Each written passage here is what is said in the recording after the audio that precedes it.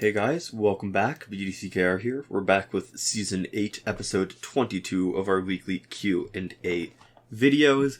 You're probably watching this on YouTube, and if you are, you can check out all the links in the description to listen to this on all the major podcasting platforms. That's our listening medium of choice for stuff like this. So you can go ahead and check that out if you so desire. Mm-hmm. Getting started, you've got some stuff you want to talk about with what's been going on in Texas, right? Well, the last couple times we talk about a bunch of stuff that's not related to justice or the questions. And I think last time it was sort of timeless kind of stuff, right? Like we were talking about media, talking about stuff that we like to read and watch. Yeah. I think this week I want to maybe talk about something a little bit more topical that started last week, and we could have started talking about it, but it seems like it's evolved a little bit and become just a little bit more of a nuanced discussion. So Texas has been having a lot of trouble, and my I don't want to say thoughts and prayers, but I feel really badly for them because clearly they're having a lot of trouble. I don't have a personal connection to Texas, although one of our favorite artists, John Picasso, and one of my favorite authors, Martha Wells, are both in Texas. They're doing okay. And Griffin McElroy is in Texas. Oh, that's true. One of my favorite podcasters. Yeah. Actually, maybe my favorite podcaster. Yeah, so it's interesting how, despite the fact, like, everybody would make such a big deal about the election, and then after the election about, what's the ceremony they have when, inauguration? Is that what it's called? That it would somehow go back to normal, and it really hasn't. And so, from an outsider's point of view, we're in Canada, I'm looking in, I see that the government of Texas at different levels is doing a really crappy job of supporting their people during a power outage. Mm-hmm. Like a pretty big one. And I think it's been blamed on windmills, because apparently some of them have frozen, while ignoring the fact that a bunch of the gas-powered stations and the nuclear power stations have also failed because of the cold. Mm-hmm. And it's the whole picture to me is an indication that the political landscape of the U.S. is still kind of broken. And so the situation is that, and I'm sure somebody will tell me if I'm wrong, but the Texas power grid is disconnected from other states. Mm-hmm. So they're completely independent. And in one way that's great because it gives them autonomy. So they get to decide what they want to do when they want to do it. But what it also means is that they've completely lost any ability to have backup from other states. Mm-hmm. And so that's sort of an indication of that whole, being independent, small government, no government interference, that kind of stuff. Yeah. And I guess a newer development today is just the number of different politicians in Texas, most of which are Republican, saying that they can't allow the privatized companies to start charging people so much for the days that they didn't have power. And this is a natural consequence of privatization, where you don't have control, you don't have regulation, and it's unfettered capitalism is what it is. Instead of being able to regulate the actual supply of electricity directly, you can only regulate the company that supplies electricity. So you have like a real sort of limited, it's like trying to do stuff with the little like arm pincer grabber thing instead of actually just doing it yourself, right? Right. Where you have to sort of work through something else. And so everybody's happy when, they're independent, they can do whatever they want. And then when something happens, this is the value of a social safety net, right? Mm-hmm. It's the whole principle of preventative work and the stuff that you do to prep. And it's funny to me why there isn't more overlap between socialists and preppers, because you'd think preppers would have a better idea of the value in preparing yourself for bad events. Mm-hmm. And the best preparation often is a collective one. Yeah. Community organizing. Right. Well, I guess maybe it's the split is that a lot of the preppers do it independently. They're protecting only themselves. Yeah. So they have an appreciation of the idea of being prepared, but they don't have an appreciation of the idea of how you can be better prepared when you pool your resources. Yeah. Robert Evans, actually, as part of their worst year ever when the pandemic started. So that's the Behind the Bastards guy. Behind the Bastards guy. Right. He does a ton of stuff. He's a reporter, too. And he did a interesting series looking at sort of a left-wing prepper guide, which adopted the fundamental perspective that you were a prepper, so that in times of hardship you could not only support yourself, but you could be a source of mutual aid and you could support the community. Right. So like he ridiculously overprepared and had like months and months worth of food. So when stuff started getting locked down, instead of when everybody was going into the grocery stores and there was all that run, right, he was giving away food that he already had. Right. Because he just had such a large supply that he was not contributing to the problem because he wasn't going out and getting stuff, right? He was staying home and being safe and letting everybody who hadn't prepared as well get all their resources. But he was also supporting people in his community and had like stuff set up so that if there were people who like, for example, were disabled and couldn't access like grocery stores properly, right? When it was hugely sort of dangerous, but also just really hectic, right? And uncertain. Yeah. Like, that's when we didn't have a lot of information, and so it was hard to know how much danger there was going out to do stuff, right? Yeah, so for one of the sort of rarer examples of a prepper who actually has that perspective of mutual aid, he's a good person to look at. Right. Okay. But yeah, in general, preppers don't. I think the idea of prepping is sort of saving yourself, making sure that you get yours. Right. Yeah.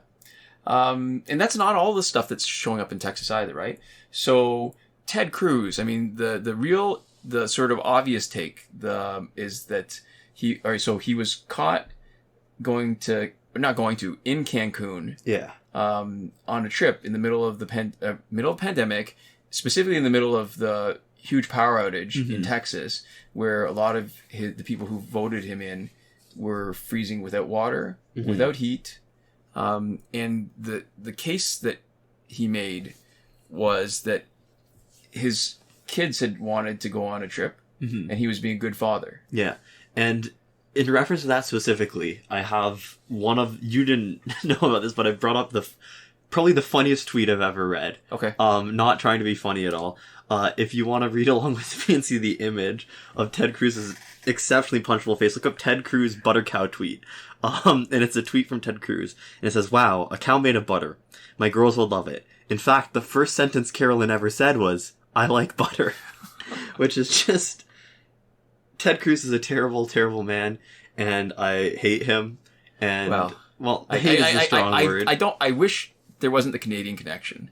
Yeah, I wish he wasn't Canadian. We do not claim him, and I think he does a multitude of awful things. But that tweet and the tweet that he accidentally liked on 9/11. Oh. Where he claimed that a staffer on his private account liked a porn tweet. Oh, it was on 9/11. That was him. That was him. It's the same guy. With a woman who looks suspiciously like his wife. On his private account. So here's the thing. I mean, you don't need to shame. Again, I don't know that there's anything necessarily inherently bad in porn. I think there's definitely a lot of bad associations because of the people who are exploited because of it. Yeah. But it's a weird kind of shaming of there is still some people who do that work, sex work, as a choice. And it's that weird push and pull where somehow it's because they've made it out to be really bad that it should be focusing on the hypocrisy and not so much that it's sex. And I think that gets lost a little bit.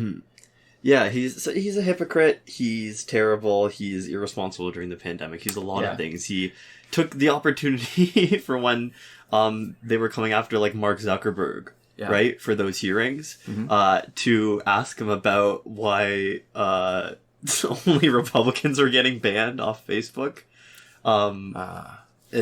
He's a terrible man. Yeah, he's got a punchable face, and I hate it's another one of those things where you don't like the idea of coming after somebody for how they look. Yeah, is not so not relevant, and it almost feels like unnecessary and separate to the discussion, but because he's just so awful in all those other ways, it's just the fact that he just has well, see, and I wasn't going to focus on the big stuff, but specific to this, the thing where you talk about he's given lots of examples where he's not a great person. Yeah, this specific example is I don't feel like he's a great father either. His excuse, he thinks somehow this is a mitigating circumstance that he only went because his kid asked him to, and he's trying to be a good dad. I mean, I don't know about you, but if you you're my kid. Yeah. If you'd asked me in the middle of a pandemic, in the middle of a huge power outage where we had no heat, no water, and you said, I would like to go on a trip. As a good father, I would feel like I needed to show up or be a better example to you, because that's not the thing that you actually do, right? That would be a bad thing. You're showing your kids that if you have power and resources, then you are above sort of the general rules that are meant to be applied to a population. You're showing them that, you can just get away with stuff. Right. If you have the resources to do it, right? Right. And sort of running away from any kind of responsibility you might have, or any opportunity you have to improve the situation for other people. People in government and public services also, when there's huge issues on the home front, that is like the most important time to be where you're supposed to be. Because I think even if you can't do anything, your presence there can be a comfort to the people who are suffering. Yeah. Yeah. And along those lines, it's funny, like, again, still, political landscape broken. AOC and Beto O'Rourke, is that how his name's pronounced? I don't know. I think so. They raised $4 million, I think, for the people in Texas. Yeah. And I've been seeing the weirdest kind of criticism of them online, where people who typically identify as Republican are, they say that this fundraising, it's nothing. It's just, what is it? Virtue signaling?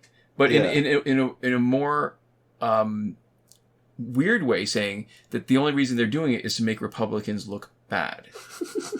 And I mean, there's a weird kind of pretzel-y kind of logic to that. Yeah. Because you can really only make them look bad.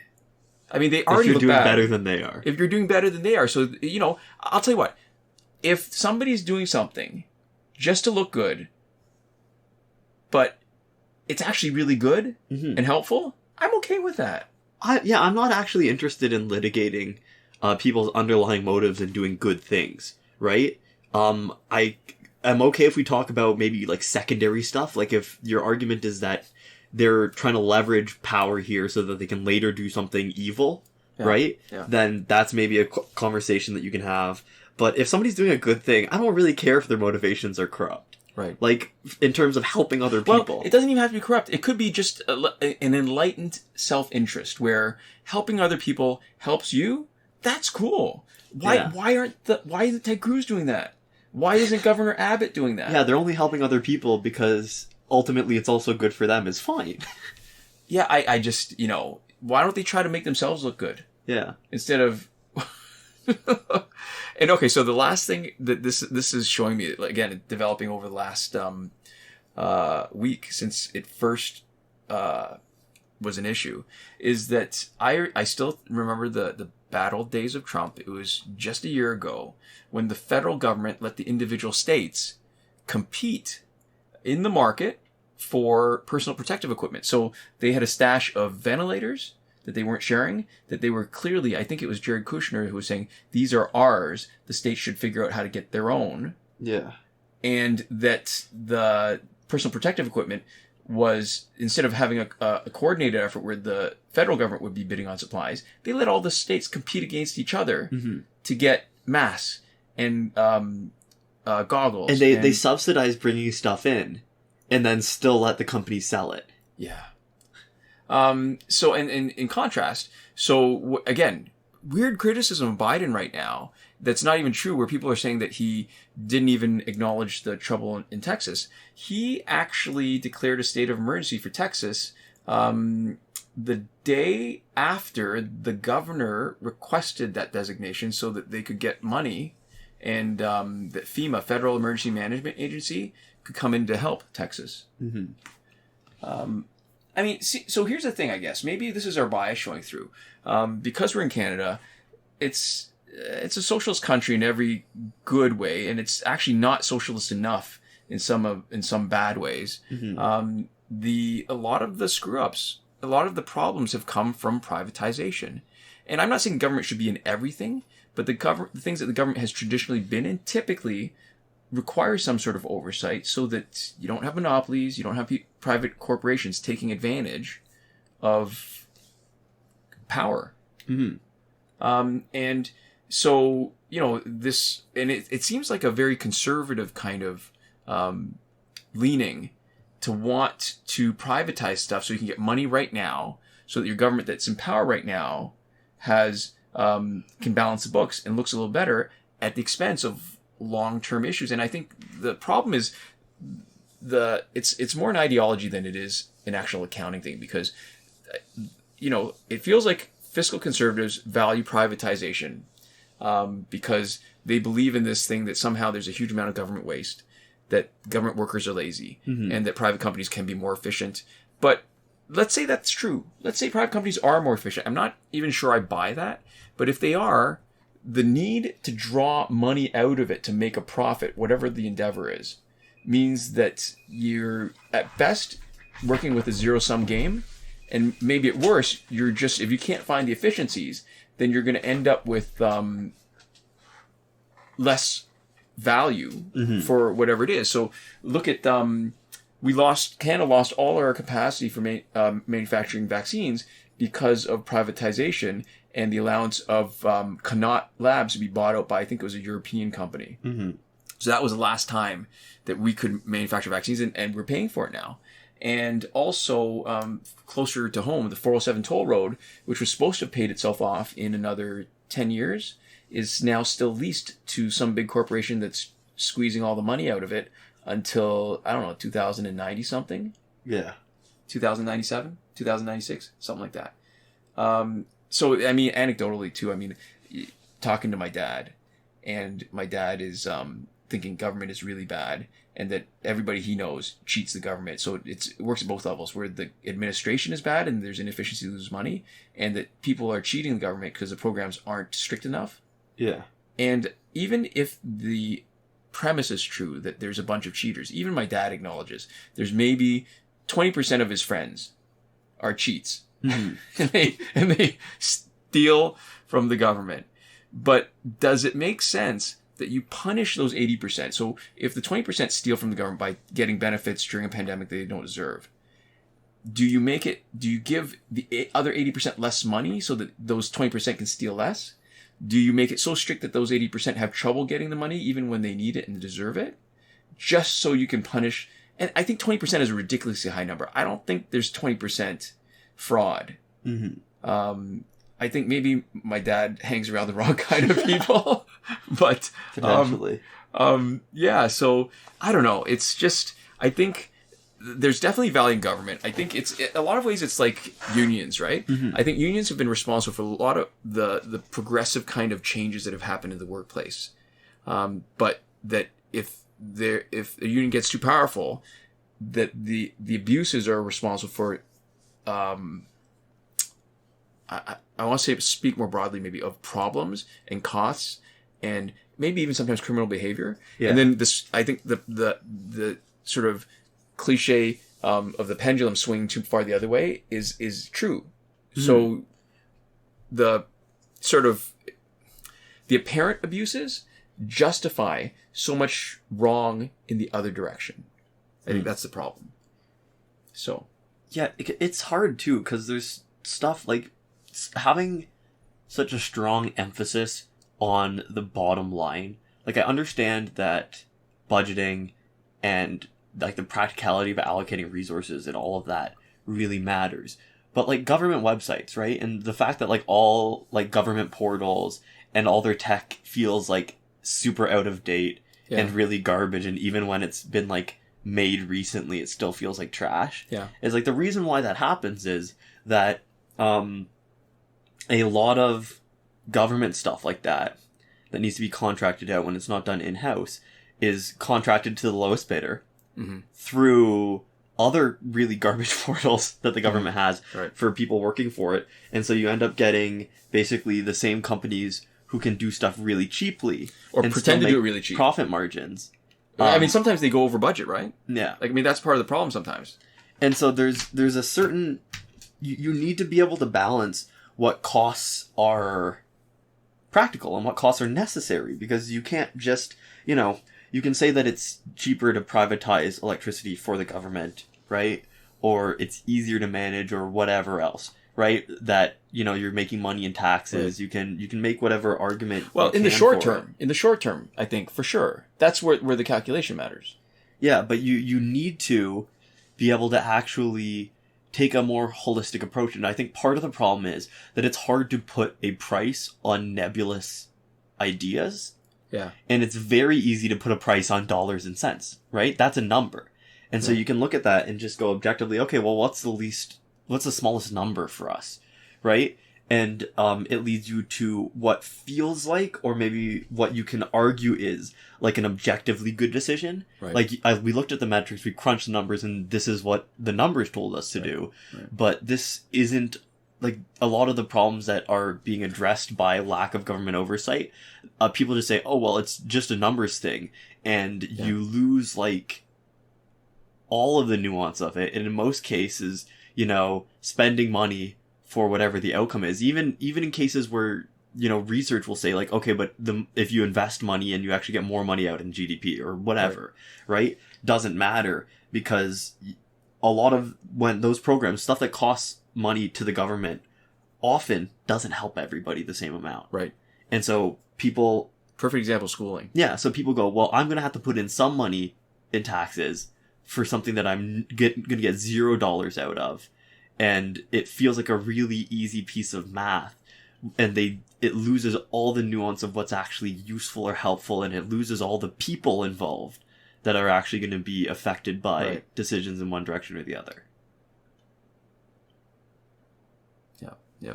And actually, what you just said made me think again of the point I thought about but didn't get to make was that this whole idea of money and short-term, long-term, and the oversight comes together really nicely in the idea that a lot of the people who were participating, it's not really participating, who bought electricity and signed contracts for electricity supply, are getting burnt now and are complaining about their big electricity bills because they were in a sort of a floating price contract where it was whatever the wholesale price was.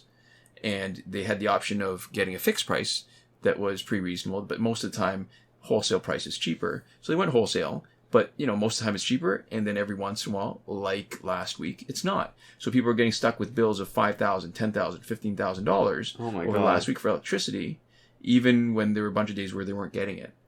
So that's what deregulation does for you, right? Because then people are allowed to take whatever the risk they want. You know what? And I don't know why I thought of this now. It's a lot like those people who don't want to pay money to contribute to the local fire department. Mm-hmm. And then they say when they have a fire and the fire department shows up, but they never paid, so the fire department can't act. Or they can, but they choose not to.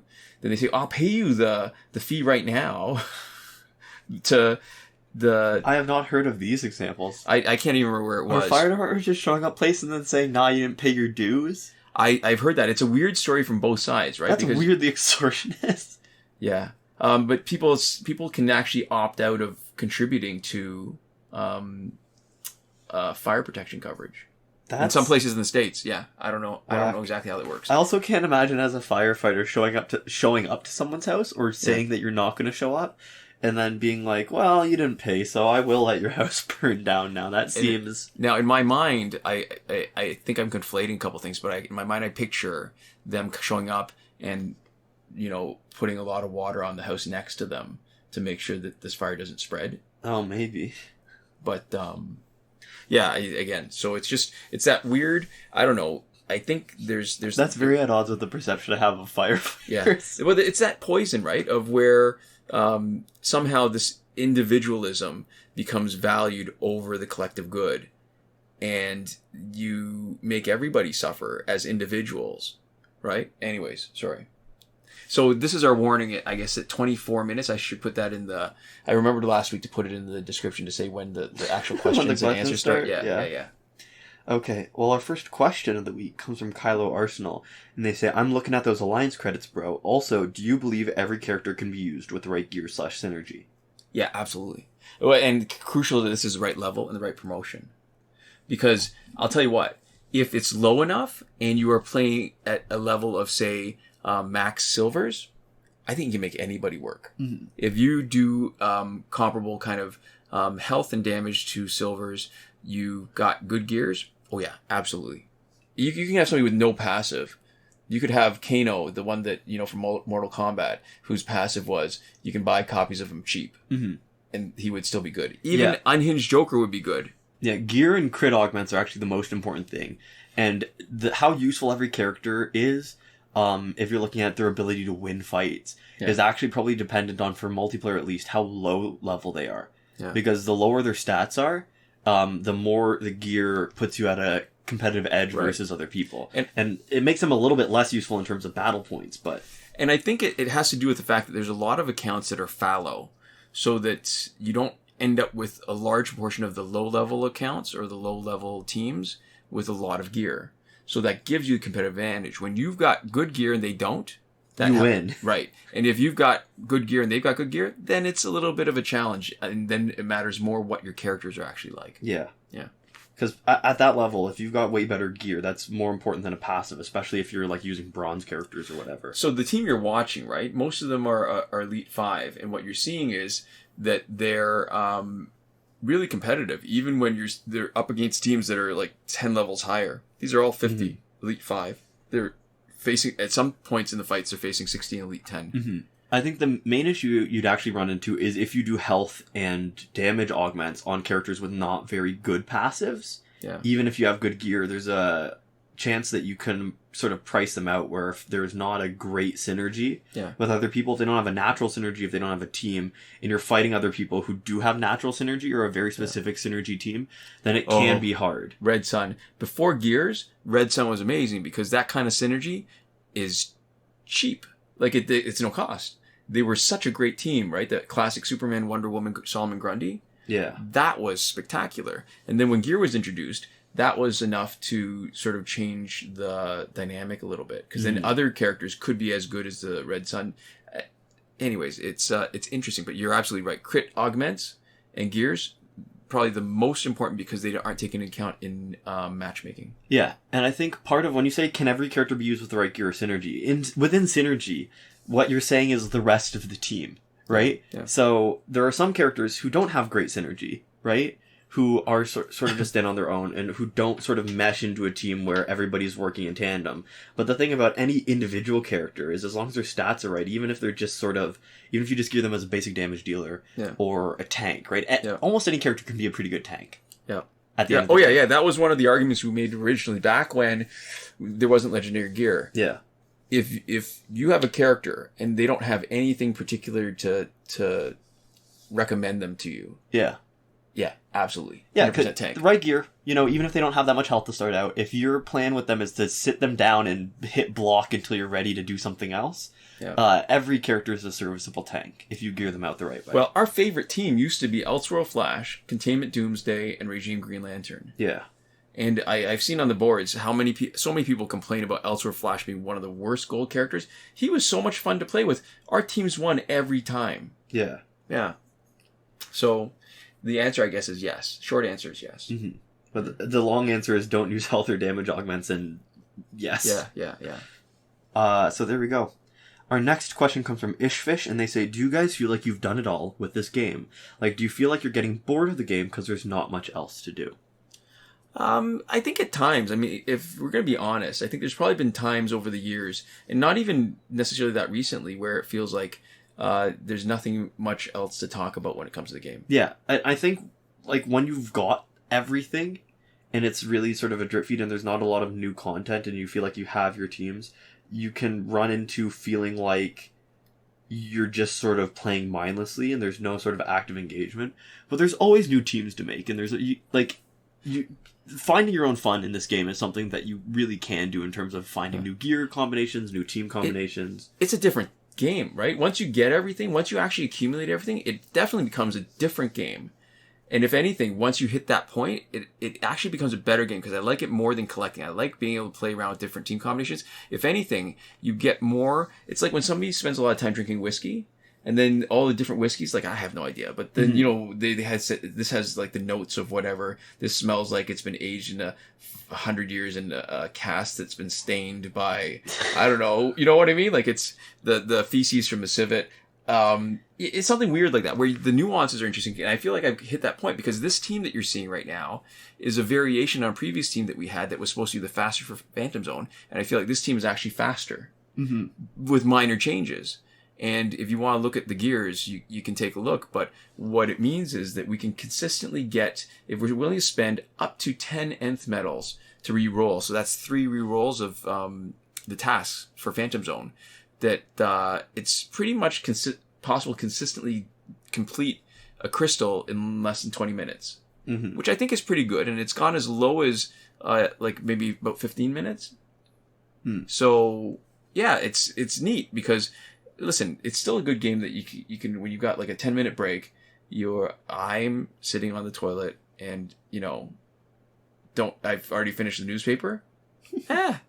It's a little bit of fun. And every once in a while you discover something new. But it's true. There's definitely been times where I've been, I felt like, yeah, I'm done. But it's been a while since I felt like that, actually. Yeah. Yeah. So the answer is sometimes, but no. Yeah, not quite. Not yet. So there we go. Our next comment comes from Ray Gaming, and they say, I always find it so ironic that by trying to save their economies, governments and businesses reopen only to have to close back up for a longer period of time, because reopening always causes an increase in COVID cases. Yeah, I think this is the same problem you have with any kind of preventative work, and I touched on this earlier, right?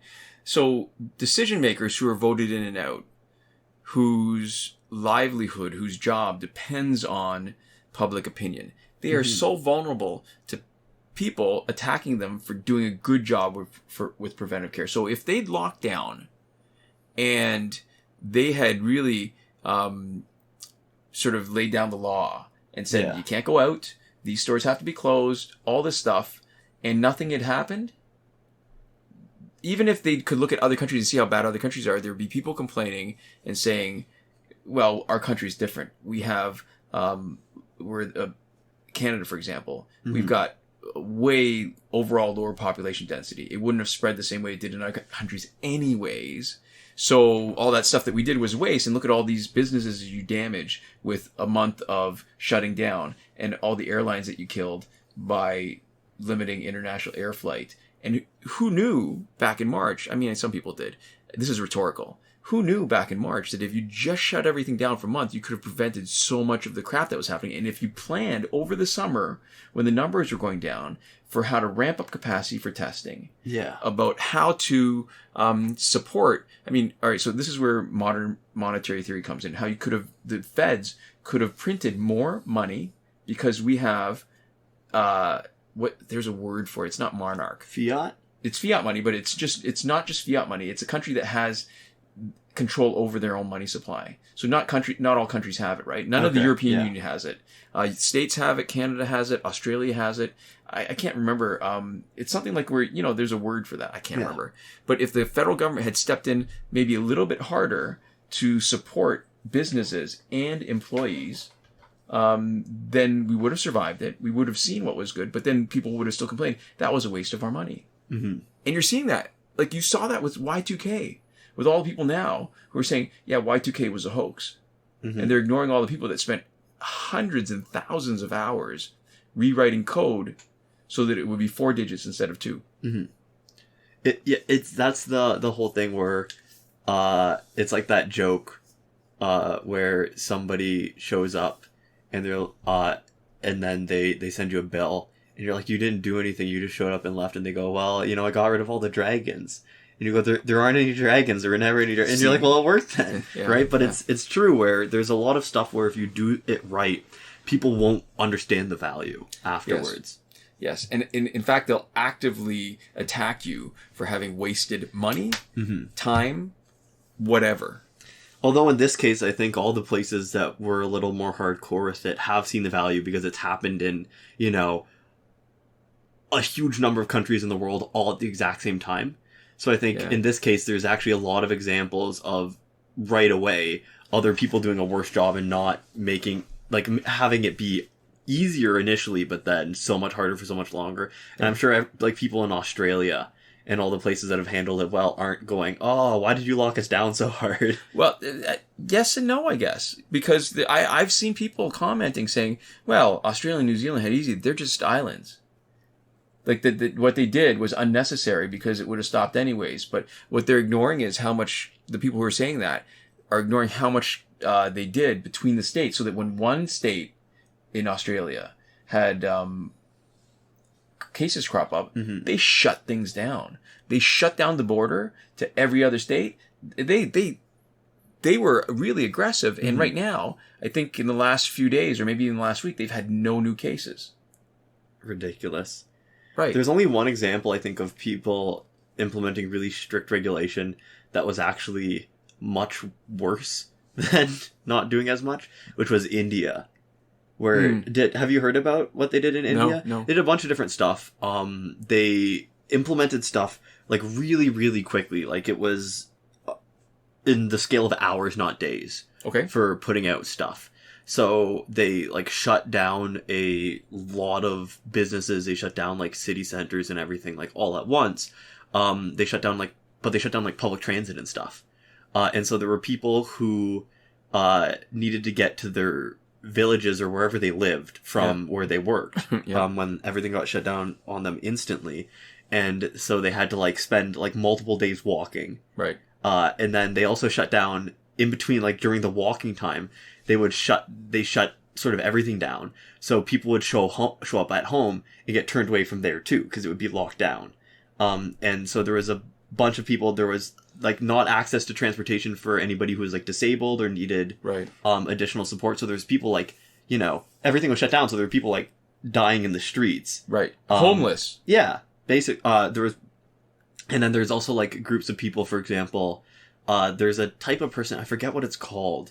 I think they're called cancer homeless or something, where it's people who are homeless and they live outside of hospitals, in which they're getting like chemo treatment. And so there was a bunch of people like that and just different people, like, you know, different places in India. There is a huge amount of poverty, right? And this huge sort of class disparity, between, different groups of people within India.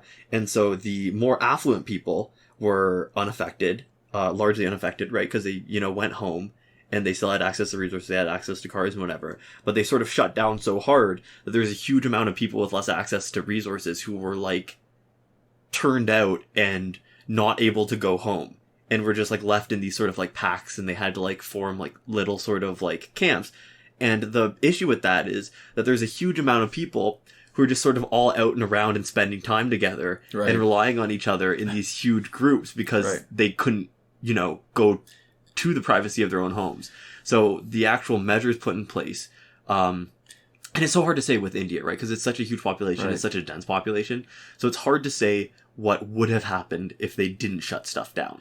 But the measures that they did take killed a huge number of people, and like definitely verifiably killed a huge number of people for non-COVID reasons. Right. And also, you know, exposed a bunch of people who are generally maybe considered a little more expendable by the government, to much less safe conditions for COVID. So it sounds like a big part of the problem wasn't that they went too fast. It's that the measures they took were bad. Right? So that when you do it so fast and you leave a lot of people exposed, right? It's like, you know, shutting down things without giving people an opportunity to find somewhere safe to land. Yeah. Is a big part of the problem, right? So I think if you'd actually, I mean, I don't know that you can necessarily win, right? Because when they did stuff in Toronto, for example, or in Ontario, and Doug Ford gave warning saying, hey, we're going to shut down after Christmas on Boxing Day or whatever. I can't remember what it was. That because he'd given so much warning, it was a push for people to do a whole bunch now.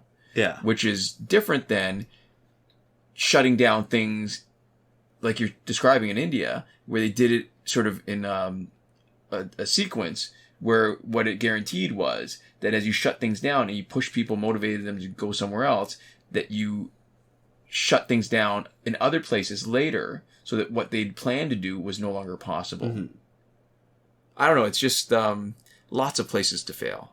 Yeah, and that also shows how your priorities when you're protecting people also matter a lot, right? Like what you're trying to do. Right. And it's not just, you know, trying to limit spread of COVID is one thing, right? But the sort of trying to limit spread of COVID, and then that implicit second statement where it's like for people with access to resources, right? Can totally transform how strict a measure is and what the impact of how strict that measure is too. Because that's one of the things that a lot of people are talking about, which is sort of like personal freedoms, right? So you have people like protesting lockdowns and people going like, oh, the government is trying to control us and make us pliable, right? The government is trying to set us up to keep us in our homes so that they're, we get used to just being ordered around and doing what we're told. You can look at governments who did stuff with COVID regulations that were screwing over citizens and who had every right to be angry.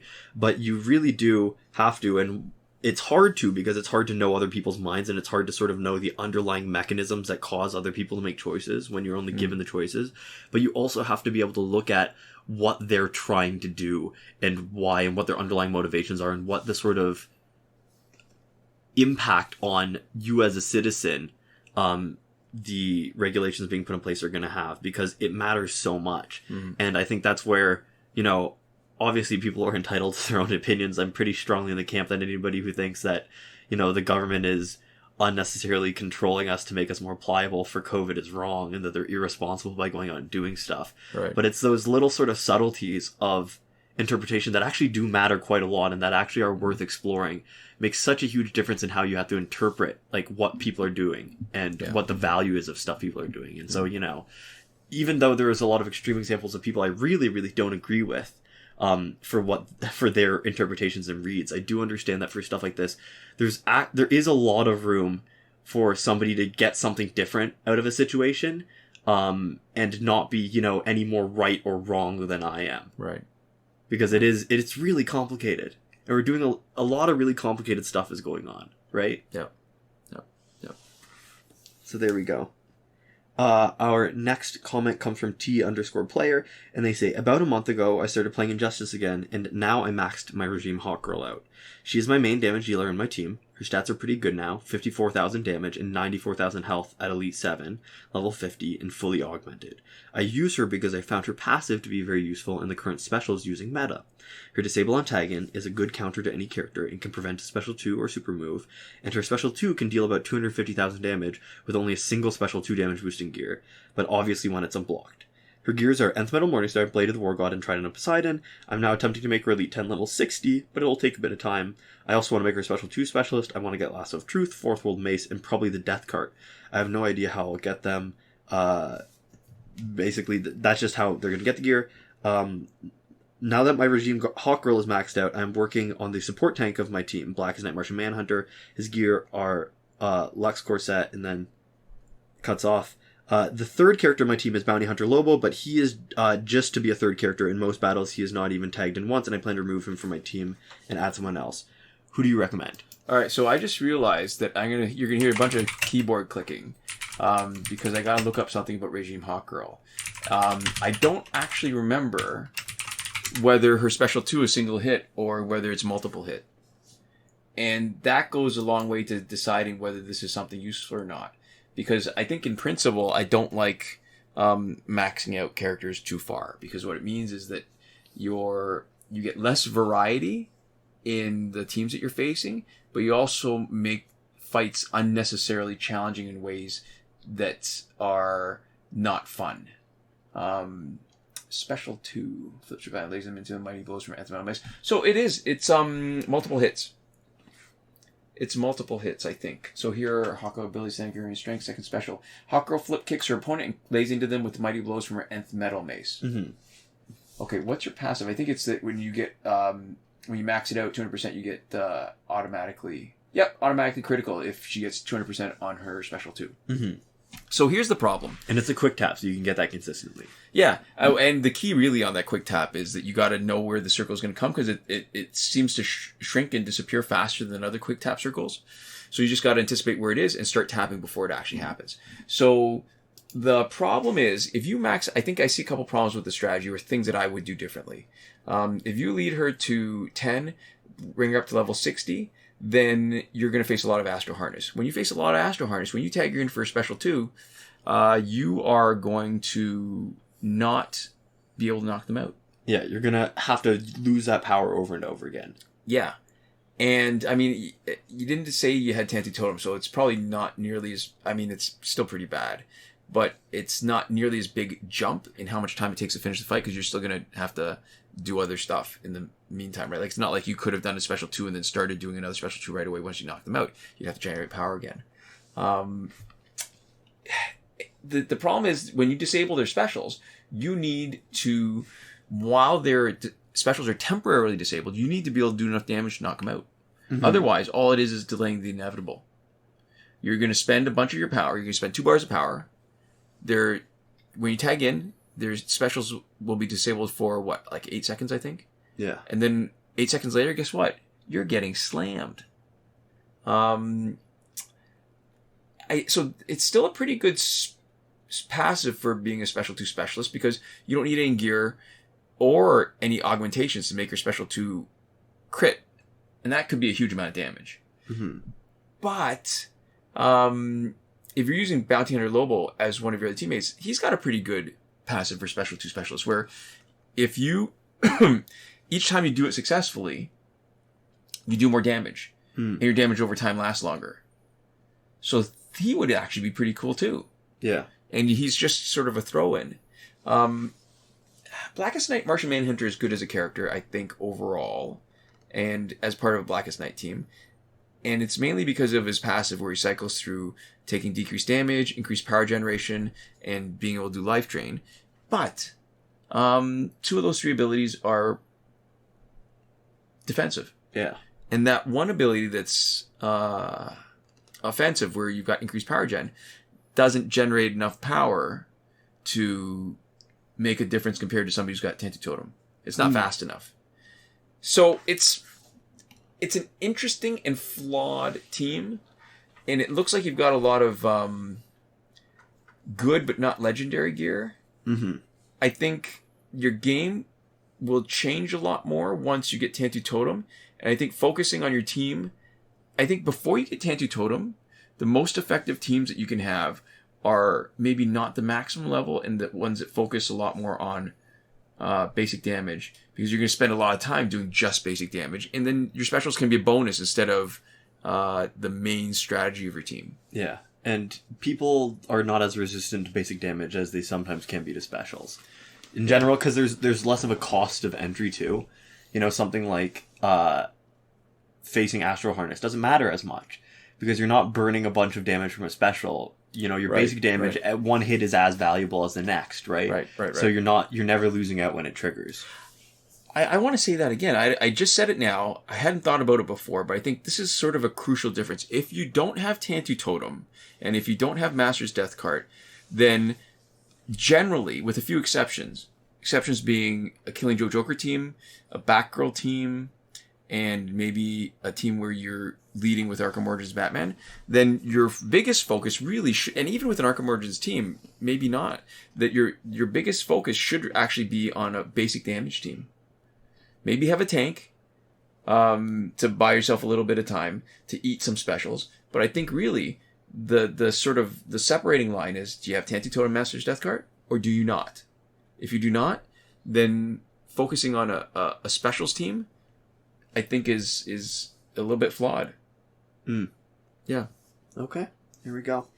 Our next question comes from Ernest Essuman, and they say, I like your videos. Keep it up, guys. The love is deep here. I just tried the reset challenge mode, and it worked on my first try. My question is, do I have to buy Booster Pack anytime I reset my challenge to update my WB account before it works? Thank you for the compliment. I think it's not necessary to buy a Booster Pack, but it does seem to help, and it works faster than a fight. So you can actually, spending stuff, whether it's spending any kind of resources like augmentations, extra copies of cards, like when you make a more of a fundamental change than just the credit level, then it seems to more often update the Google Cloud Save. So it's not necessary, but it's only 8,000 for bronze. I guess we're spoiled because we don't have a lot to spend stuff on, and 8,000 seems like a better way to save some time. It's the same way we spend nth metal when we re-roll stuff, right? Like, to me, it's worth it to spend up to 10 nth metal instead of struggling for another 20 minutes with tasks in Phantom Zone Yeah. that are really hard to do or just take a long time. I guess the other thing is that if you're looking to buy specific other things, like if you want gold packs or bronze pack or gear packs or whatever, right, buy that. When you're going to do a challenge reset. Yeah, perfect. Yeah. Exactly. So that's a way of not, quote unquote, wasting any money. But the thing about it too is with bronze packs, you can get a lot of value back just by selling it. That's true. I used to, when I was grinding for money, every once in a while I would treat myself to bronze pack because oftentimes you could get enough from the support cards when you sold them to make up for the cost of the bronze pack. Yeah, so you would get like the Raza Ghul card, almost all your money back. Yeah, the Raza Ghul card I think was worth like, I don't know, it felt like it was worth like 30,000 or something when I sold it back. Something ridiculous. But it's been a while since we've had to sell any cards. Mm-hmm. Yeah. So there we go. Our next question, we're going kind of rapid fire with these injustice questions, is from Winged Avenger, and they say, is there a way to get Arkham Knight or Dawn of Justice Batman without spending money? Yes. Mm-hmm.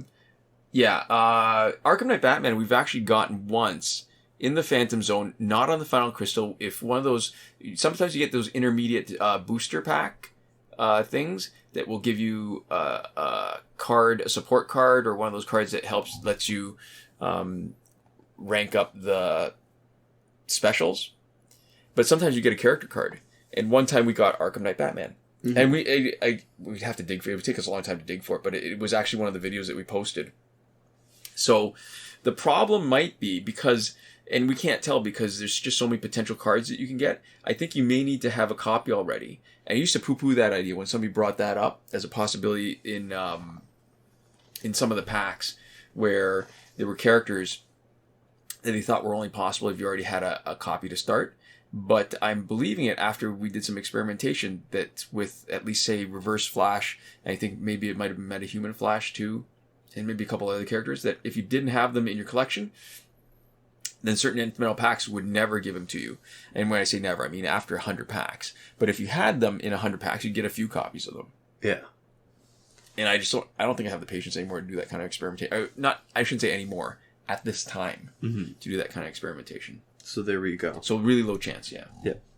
Our next comment comes from Mitra, and they say, so I finished one stage of the Phantom Zone, about to finish challenge reset it. I'm aiming to reset till I have enough copies of New 52 Soup so I can get him to Elite 10. So far I have Elite 2. I also don't have Black Knight Doomsday and grinding online to try and stay at 1%.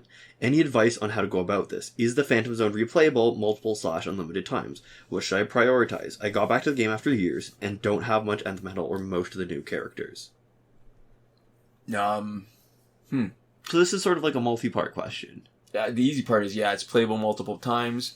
In our glitch video, our weekly recap of glitches, there's a discussion about how to reset the Phantom Zone, and description for resetting a challenge on iOS that actually seems to work for Phantom Zone 2. Yeah, so I think one of the problems is that it really depends, just looking at the rewards, right? Mm-hmm. The challenge reset is a much more consistent way of getting a character up to whatever elite you want, right?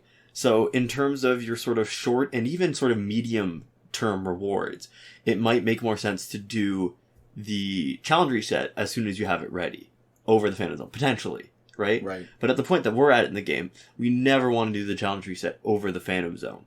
So if you're just getting back into it, if you don't have characters that are that high, and you have the capacity to do a challenge over and over again for a character that you want, it might make sense to do the challenge reset over, prioritizing actually finishing the Phantom Zone. But in terms of your long term, you're going to spend so long sort of chipping incrementally at your Phantom Zone progress that if you're looking into the really long term, it's when you've run out of things to sort of spend your credits on, you're still going to want that Phantom Zone progress. So it really depends on what the challenge reset reward is and how long you're planning on putting into the game. I think maybe early on, there's more value in power credits. So here's the thing. As I think more and more about it, I think the value of, if you're going to pick one thing to keep on playing over and over, in a way that the game normally wouldn't let you, but if you're going to ride a glitch until it happens, I think the biggest value is probably, and I'm leaving open the possibility of changing my mind, Survivor. Because whatever you're doing long term, it's going to take you a long time to get it.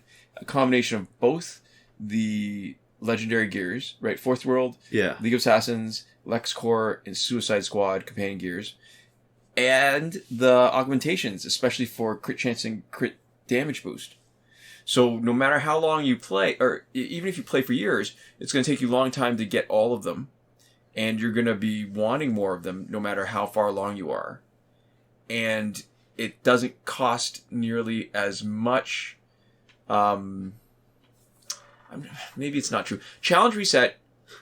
Challenge you want to get through at least one copy. So your priority should always be when the challenge is there, unlock it. So you always have the option to buy it. Yeah. Challenge is the best for grinding credits. It's not so great for experience. So it's really for the power credits and the equivalent power credits and unlocking the first character. Multiplayer is a combination, right? You get the good experience. You get the really interesting rewards you can't get otherwise. There's some value in trying to rank up, but when you're early in the game, you don't get enough points for the time that you spend. So getting in the top 5% takes a lot of time. Whereas if you start improving yourself and getting better gear, which you can get by playing Survivor or grinding for power credits. Yeah. So you can get the not legendary gears, but good ones, so you can get the shards and the money to fuse them and make them better.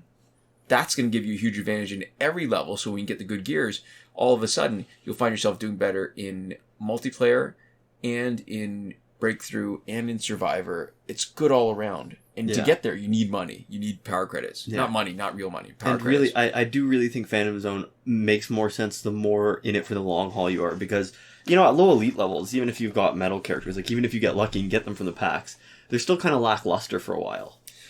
Yeah, this is it, right? If you don't have the metal characters, the value of the Phantom Zone is really the end metal. Once you get the metal characters, the value is Valorium, because it takes probably about a year to get enough Valorium in order to max out a team of 3 metals. Yeah. That's a long time. And if you don't even have the metals to start with, then you're talking about trying to get enough nth metal to... Yeah, it just seems like a lot of work. And it's hard for us because now it's our calculus, the arithmetic involved in deciding what's best, has changed completely. Yeah. Yeah. So there we go. We're going to answer one last question really, really fast because it's fast and it ties into stuff that we already said. So our next question is from Kylo Arsenal, and they say, what is your relationship? I'm kind of confused about it, TBH. Also, how important / useful is it to do story mode in Injustice?